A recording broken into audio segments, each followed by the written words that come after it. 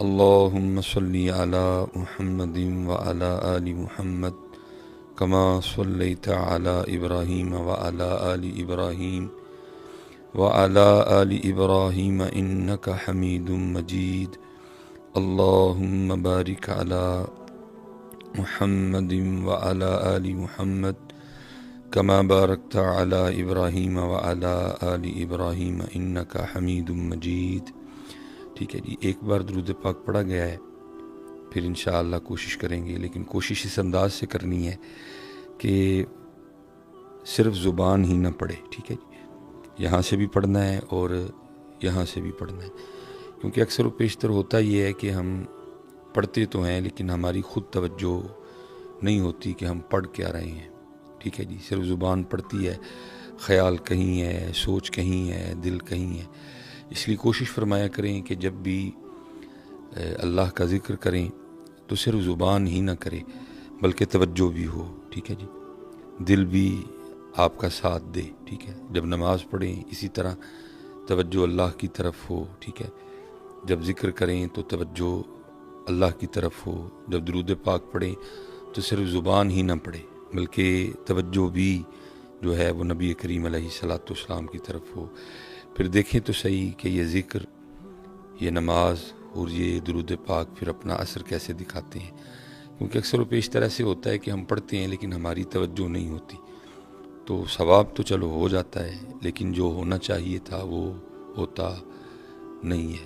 کیونکہ اول حمد ثنا الہی جو مالک ہر ہردا، اس دا نام پکارن والا کسے میدان نہ ہردا. یہ کیسے ہو سکتا ہے کوئی بندہ اللہ کا ذکر کرے اور پھر اس کو مدد نہ آئے، کوئی بندہ اللہ کا ذکر کرے اور اس کو سکون نہ ملے، کوئی بندہ نبی پاک علیہ الصلاۃ والسلام کا ذکر مبارک کرے اور اس کے سینے میں ٹھنڈک نہ اترے. ٹھیک ہے، دیکھیں نہ لکھنے والے تو یہاں تک لکھ گئے کہ میٹھا میٹھا ہے میرے محمد کا نام، ان پہ لاکھوں کروڑوں درود و سلام.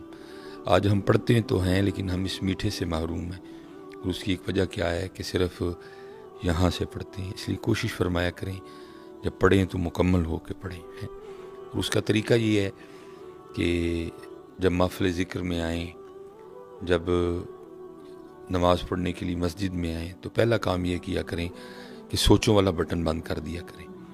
کیونکہ ہم آ تو جاتے ہیں لیکن ہم نے سوچوں والا بٹن نہیں بند کیا ہوتا. اس لیے ہم تو مسجد میں ہوتے ہیں لیکن ہم مسجد میں نہیں ہوتے. ہم تو ذکر کی محفل میں بیٹھے ہوتے ہیں لیکن ہم ذکر کی محفل میں نہیں ہوتے. اس لیے پھر ہوتا کیا ہے، خالی آئے خالی چلے گئے. باقی میرا دل تو اس بات کو ماننے کو تیار نہیں ہے کہ کوئی بندہ اللہ کے گھر آئے اور وہ واپس خالی چلا جائے، کوئی بندہ اللہ اور اللہ کے رسول کے ذکر کی محفل میں آئے اور وہ خالی چلا جائے. لیکن ہوتا کیا ہے کہ ہم صرف یہاں سے آتے ہیں، نہ یہاں سے آتے ہیں اور نہ ہی یہاں سے آتے ہیں. اس لیے کوشش فرمایا کریں کہ جب مسجد میں آئیں تو باہر سے کنیکشن کاٹ دیا کریں. کوشش کریں کہ اس کنیکشن کو اللہ سے جوڑیں. ٹھیک ہے جی، جب نبی کریم علیہ السلام کا ذکر کرنے لگیں تو کوشش فرمایا کریں کہ باہر سے کنیکشن کاٹ دیا کریں. توجہ بھی جو ہے وہ نبی کریم علیہ السلام کی پاک جناب کی طرف ہو. تو پھر دیکھیں حضرت پھر ہوتا کیا ہے.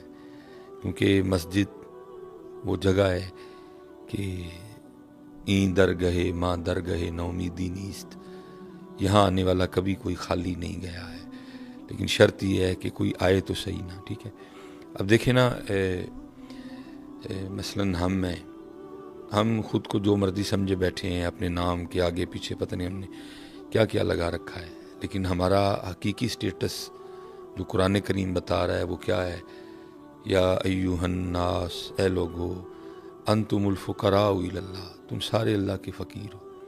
تو ہم سارے اللہ کے فقیر ہیں. ٹھیک ہے جی، میں اپنے آپ کو کیا سمجھتا ہوں، آپ اپنے آپ کو کیا سمجھتے ہیں، وہ آپ اور میں ہی سمجھتے ہیں. باقی ہمارا حقیقی سٹیٹس کیا ہے؟ فقیر. اور پھر صرف فقیر ہی نہیں، فقیر بھی کیسا کہ جو مٹی سے بنا ہے. ٹھیک ہے جی، جس کی آنتوں میں پخانہ ہے، جس کے مثانے میں پیشاب ہے. ٹھیک ہے جی، جو بولے تو منہ سے اکثر و بیشتر تھوک گرتا ہے. ٹھیک ہے جی، اور جس کے پھیپھڑوں میں بلغم ہے، جس کی رگوں میں خون گردش کرتا ہے. ٹھیک ہے، اور جس کے پتے میں سفرا ہے اور جس کی تلی میں سودا ہے. صرف فقیر نہیں ہے. اتنا تو ہمارے گھر کا گٹر نہیں گندا، اتنی تو ہمارے محلے کی نالی نہیں گندی، کیونکہ اس میں بھی اتنی گندگی نہیں ہے جتنی گندگی ہم اپنے اندر لیے گھوم رہے ہیں۔ لیکن پتہ نہیں ہمیں کس چیز کی آکڑ ہے یا ہمیں کس چیز کا تکبر ہے۔ میں کہتا ہوں اگر کوئی چیز ہو بھی تو پھر بھی تکبر کی اجازت نہیں ہے، پھر بھی اکڑنے کی اجازت نہیں ہے۔ ہم میں تو ایسا ہے ہی کچھ نہیں، ٹھیک ہے جی۔ ہر وقت اتنا گند لے کے ہم گھوم رہے ہیں، یہ تو پتہ نہیں میرے اللہ کی ذات نے ادھر کیا لگا رکھا ہے کہ اندر کی جو گندگی ہے اس کی بدبو باہر نہیں آتی۔ اگر یہ بدبو باہر آنا شروع ہو جائے تو ہم سارے اپنی بدبو سے مر جائیں۔ پتہ نہیں ہمیں کس چیز کا تکبر ہے، یہ ہماری گردنوں میں سریے کس چیز کے ہیں، یہ ہمیں ایسا کیا لگ گیا ہے کہ جو ہم زمین پہ اتنا اکڑ اکڑ کے چلتے ہیں۔ اور اسپیشلی آپ یاد رکھیے گا جو نمازی احباب ہیں، یہ کم و بیش 6 سے 7 سال اس گناہگار کو بھی ممبر شریف اور مصلی شریف کی خدمت کا اللہ نے موقع دیا۔ ممبر شریف کی خدمت تو ابھی بھی کرنے کی کوشش کر رہا ہوں، لیکن مصلی والا معاملہ جو ہے وہ اس طرح نہیں ہے جس طرح پہلے تھا، کیونکہ پیر و مرشد کی طرف سے حکم تھا کہ اذان بھی خود کہنی ہے، اور عصر اور عشاء کی سنتوں کے حوالے سے بھی آپ کا حکم بڑا سخت تھا۔ تو کیونکہ اذان بھی خود کہی ہوتی تھی، اذان دینے کے بعد پھر میں نے وہ سنتیں جو ہے وہ شروع کرنی، اور ظاہر ہے کافی دیر پہلے میں نے فارغ ہو جانا اور پھر میں مصلی پہ بیٹھ جایا کرتا تھا، اور پھر میں نے نمازیوں کا مسجد میں آنا دیکھ کے حیران ہونا کہ یہ جو چال چل کے ہم مسجد میں آ رہے ہیں، اللہ کے بندو یہ چال تو باہر روڈ پہ بھی چلنے کی اجازت نہیں ہے۔ یہ اوپر والا بٹن کھلا ہے، ٹھیک ہے جی، وہ سینہ چوڑا ہے، کندھے چوڑے ہیں۔ ایک سریا تو ہم نے ویسے ہر وقت اپنی گردنوں میں ڈال رکھا ہوتا ہے، اور ایک ہم نے اسپیشل مسجد کے لیے رکھا ہوتا ہے جو ہم نے صرف مسجد میں ڈال کے آنا ہے۔ وہ بندے اللہ کے، تو فقیر ہے، تو فقیر بن کے آ، تو فقیر ہے، تو فقیر بن کے آ۔ یہ تو کیا بن کے آ رہا ہے اللہ کے بندے، اور یہ تو کس کو دکھا رہا ہے؟ یہ کوٹ، یہ کپڑے، یہ دکھا کے ہم لوگوں کو متاثر کر سکتے ہیں، یہ اوپر والا بٹن کھول کے اور یہ سینہ چوڑا کر کے ہم یہ لوگوں کو کچھ دکھا سکتے ہیں۔ اللہ کو کیا دکھانا چاہتے ہیں ہم؟ ادھر تو ایسی چال نہیں ہے، ادھر تو ایسا رنگ نہیں ہے، جو تو ہے وہی بن کے آ، گردن جھکا کے آ، سینہ نیچے کر کے آ، کندھے نیچے کر کے آ، یہ بٹن نیچے کر کے آ تو صحیح کبھی اس انداز سے، اور پھر دیکھ تیرا اللہ تجھے کیا کیا عطا فرماتا ہے۔ کیونکہ این درگہے ماں درگہے نومیدی نیست، اتھو آ کے کدی کوئی خالی نہیں گیا ہے۔ ہم خالی ہیں تو ہماری اپنی خطا ہے، ہماری اپنی کوتاہیاں ہیں، ہمارا اپنا تکبر ہے جس کی وجہ سے ہم خالی جاتے ہیں۔ اسی لیے تو میاں محمد بخش رحمۃ اللہ تعالی علیہ کمال کر گئے، عارف کھڑی رومی کشمیر، کمال کر دیا حضرت۔ لیکن دکھ یہ ہے کہ چسکے لگاتے ہیں، کوئی اس کا لگا لیتا ہے، کوئی اس کا لگا لیتا ہے، ٹھیک ہے جی۔ نہ سنانے والا ان کی مان رہا ہے، نہ سننے والا ان کی مان رہا ہے۔ سنانے والا سنا کے مزہ لے رہا ہے، سننے والا سن کے مزہ لے رہا ہے۔ اللہ ہمیں عمل کی توفیق عطا فرمائے۔ قرآن و حدیث کو انہوں نے ہمارے مزاج اور ہمارے انداز کے مطابق ہمارے سامنے رکھ دیا، اور پھر کمال لکھا۔ میاں محمد بخش صاحب نے کیا لکھا؟ فرماتے ہیں جس نے اونچا نام رکھایا، جس نے اونچا نام رکھایا، تے چولہے دے وچ سڑیا، نیواں ہو کے لنگ محمد، نیواں ہو کے لنگ محمد۔ ہمیں یہی سجتا ہے، بڑا نام میرے اللہ کا ہے، بڑی ذات میرے اور آپ کے اللہ پاک کی ہے، بڑا نام نبی کریم علیہ السلام کا، سبحان ربی الاعلیٰ یہ اللہ کے لیے، سبح اسم ربک الاعلیٰ یہ اللہ کے لیے، تبارک الذی بیدہ الملک یہ اللہ کے لیے، سبحان ربی العظیم یہ اللہ کے لیے۔ ہم میں کیا چیز ہے اکڑنے والی؟ کس چیز کی اکڑ ہے؟ کس چیز کا تکبر ہے ہمیں؟ اللہ ہمیں اس سے محفوظ رکھے۔ تو اس کی اجازت تو باہر نہیں ہے، اور ہم یہ سارا کچھ لے کے مسجد میں آ جاتے ہیں۔ اس لیے نیواں نیواں نیواں نیواں سیکھو آداب مسجد میں آنے کے۔ یہ بہت بڑا نام ہے حضرت سفیان ثوری رحمۃ اللہ تعالی علیہ، ٹھیک ہے۔ یہ تو اللہ کا کرم ہے، نبی کریم علیہ السلام کی وجہ سے معافی ہے، نہیں تو اللہ مجھے معاف کرے جیسے ہمارے معاملے ہیں، ہمیں نام لے لے کے مسجد سے اٹھا دیا جائے، چل نکل، تجھے تو ہمارے گھر میں آنے کا طریقہ بھی نہیں آتا ہے۔ بہت بڑا نام ہے سیدنا سفیان ثوری رحمۃ اللہ تعالی علیہ۔ یہ اگر عالمانہ رنگ دیکھنا ہو تو تذکرۃ الحفاظ، ٹھیک ہے، تذکرۃ المحدثین، ٹھیک ہے، ایسی، اور اگر صوفیانہ رنگ دیکھنا ہو تو وہ پھر عوارف المعارف، کشف المحجوب، تذکرۃ الاولیاء، حلیۃ الاولیاء۔ بہت بڑے عالم، عابد، زاہد، کئی 100 رکعتیں رات کو آپ کا معمول تھا، اللہ کے کامل ولی تھے۔ لیکن ایک دن کیا ہوا کہ مسجد نماز کی ادائیگی کے لیے آئے، کیونکہ مسنون طریقہ یہ ہے کہ جب مسجد میں آئیں تو پہلے دایاں قدم اندر رکھیں، کیونکہ توجہ نہیں تھی، خیال نہیں تھا، تو انہوں نے کیا کیا، مسجد میں پہلے بایاں پاؤں رکھ دیا۔ بس پھر مسجد میں بایاں پاؤں رکھنا تھا کہ غیب سے آواز آتی ہے، او سور، او بیل، او ٹگے، کیا تجھے ہمارے گھر میں آنے کے آداب بھی یاد نہیں رہے؟ تو ہم کس باغ کی مولی ہیں، لیکن کیونکہ ہمارے معاملے آخرت کے لیے چھوڑ دیے گئے ہیں، اس لیے میں آپ سے گزارش کروں گا، جدو مسجد آؤ، ٹھیک ہے جی، فقیر بن کے آؤ، اور پھر دیکھو تو صحیح آپ کا اور میرا اللہ ہمیں کیا کیا عطا کر کے واپس بھیجتا ہے، کیونکہ این در گئے ماں در گئے نومیدی نیست، لیکن کیا ہے، جس نے اونچا نام رکھایا تے چولہے دے وچ سڑیا، نیواں ہو کے لنگ محمد تے لنگ جاویں گا اڑیا، نیواں ہو کے حضرت۔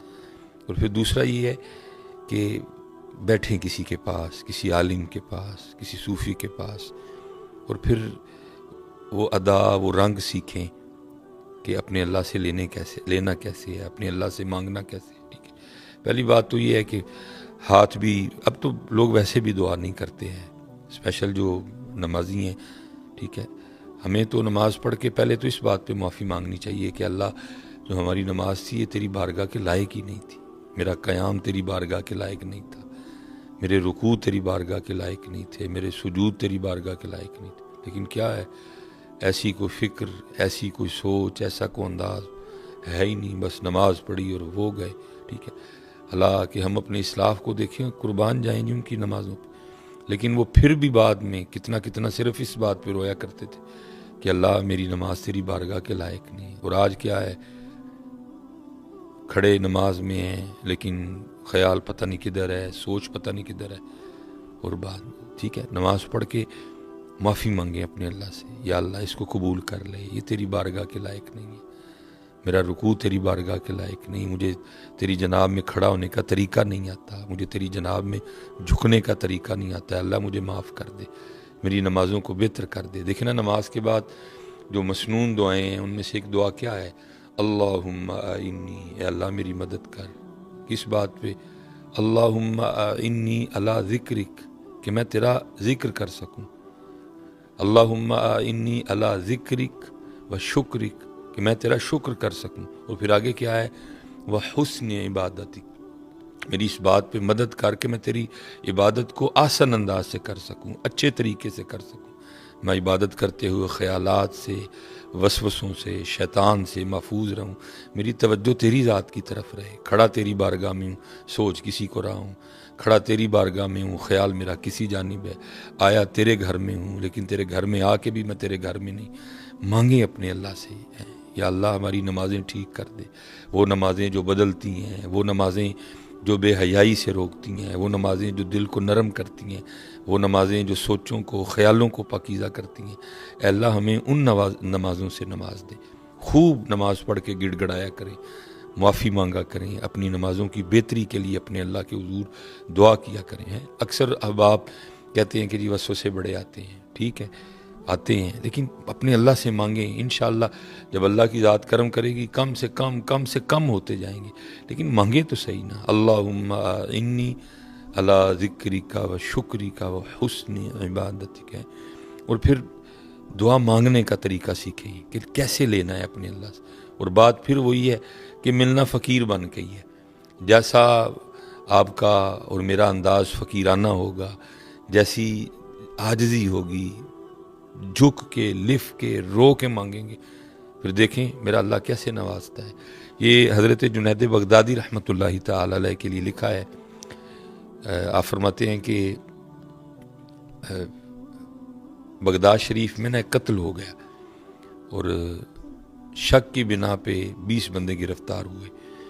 اب وہ بندہ جس نے قاتل کو قتل کر کے بھاگتے ہوئے دیکھا، ٹھیک ہے، تو کیونکہ آج ہم میں کئی فرق ہیں، ٹھیک ہے، کوئی سر سے ننگا ہے، کسی نے ٹوپی اوڑھ رکھی ہے، پھر ٹوپیوں کے ڈیزائن علیحدہ علیحدہ ہیں، کسی نے سر پہ امامہ باندھا ہے تو اماموں کے ڈیزائن علیحدہ علیحدہ ہیں، کپڑے علیحدہ ہیں، باندھنے کا سٹائل علیحدہ ہے، کپڑوں کے رنگ میں کتنا فرق ہے، ٹھیک ہے، پھر آگے داڑھی شریف ہے، اس میں بہت زیادہ فرق ہے۔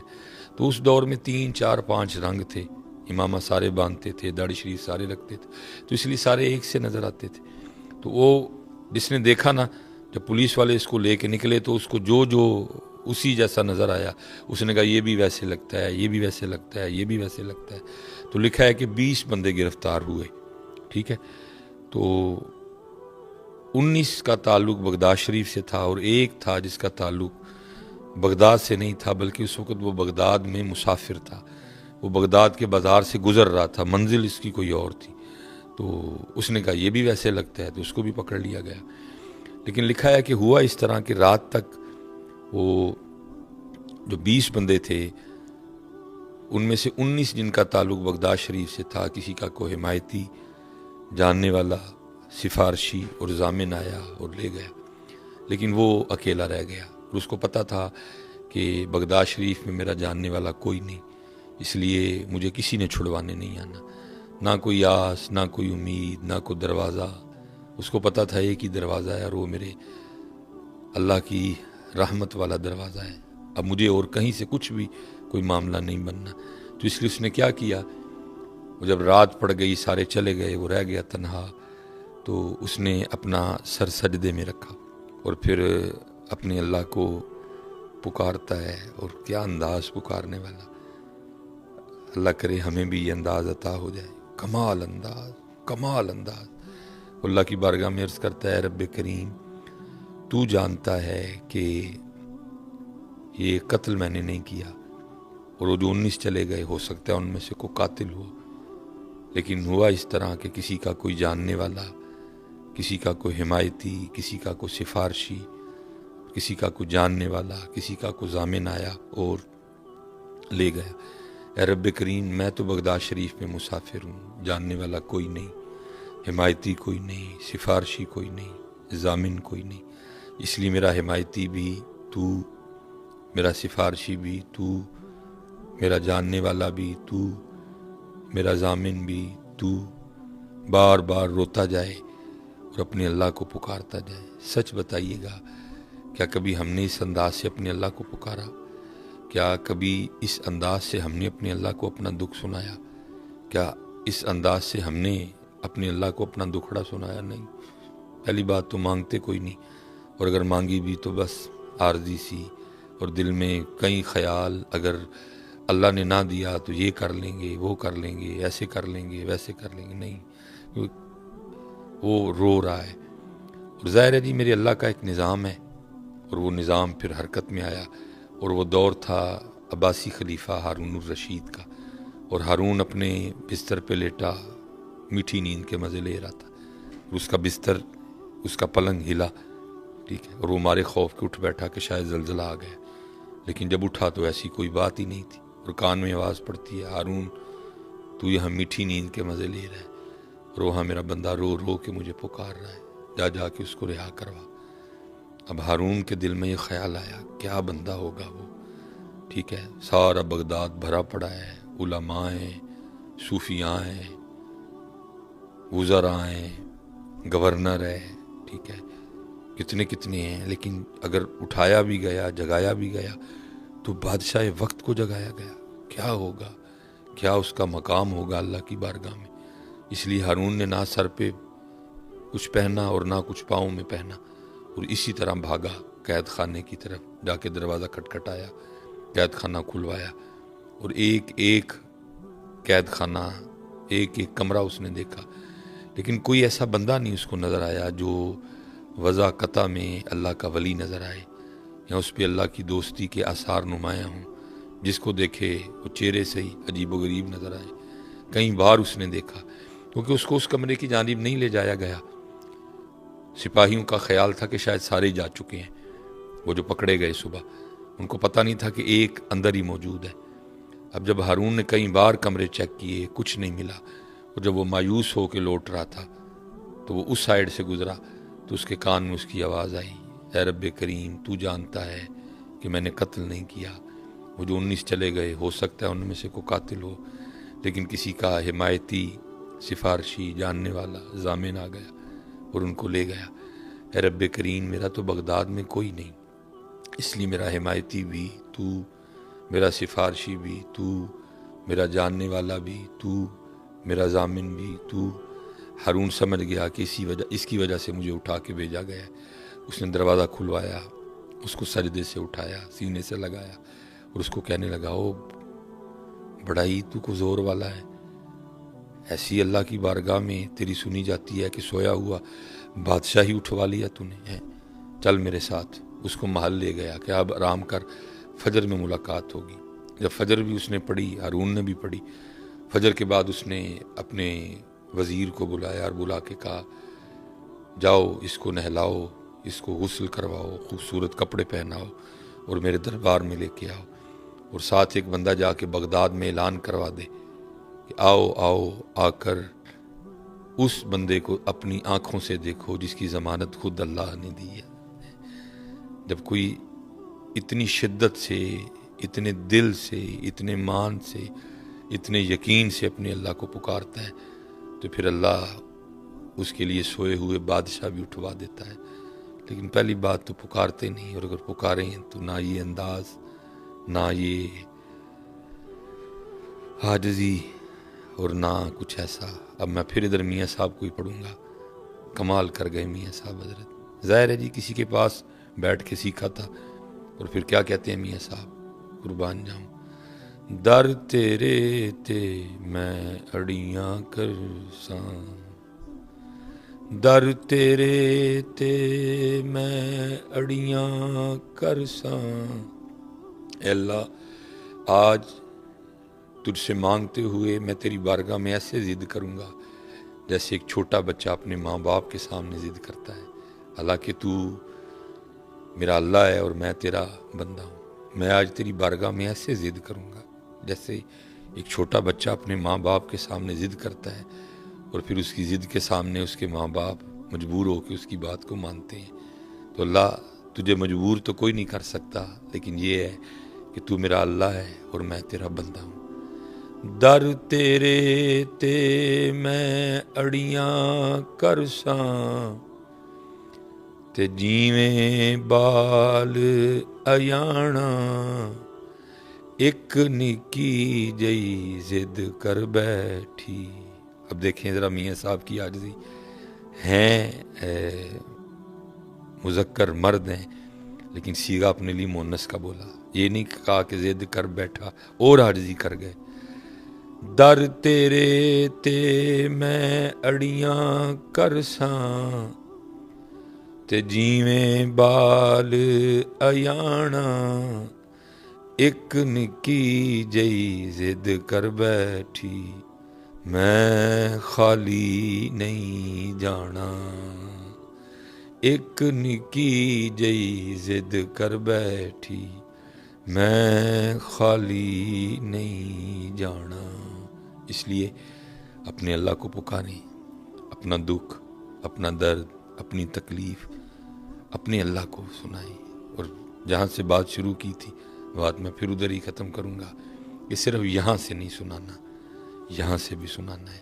اور جس دن آپ نے یہاں سے سنانا شروع کر دیا اپنے اللہ پاک کو، پھر دیکھیں ہوتا کیا ہے۔ اللہ ہم سب پہ رحم کرے، اللہ ہم سب پہ اپنا فضل کرے، اللہ ہم سب پہ اپنا کرم کرے۔ وما علینا الا البلاغ المبین۔